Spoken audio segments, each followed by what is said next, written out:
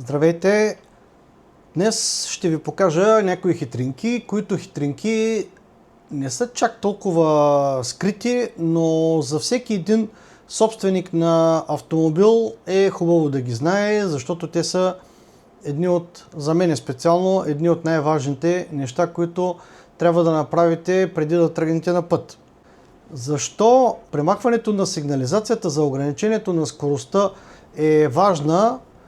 За мен специално това е доста важно, защото когато тръгнете на път, обикновено нашите камери на автомобила, имам предвид камерите, разпознават знака за ограничение на скоростта.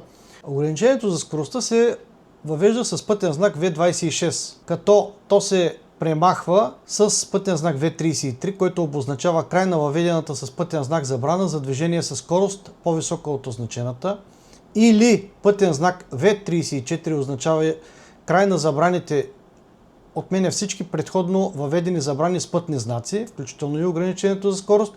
И трето, край на участъка.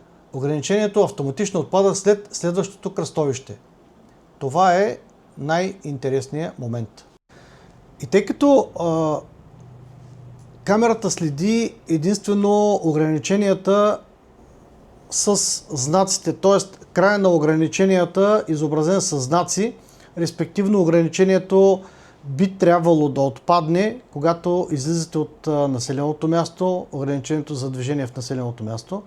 Но в нашите пътища няма изричен знак, обикновено не се поставя изричен знак от споменатите V33 и V34 за край на ограничението на скоростта.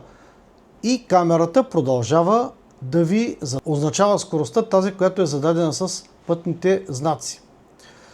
Така, след тази тирада искам да ви покажа как с 3 движения да си коригирате това, т.е. да поставите системата, която следи знаците, само да ви показва ограничението, но не и да ви известява с звукови сигнали, което на момента е много дразнещо.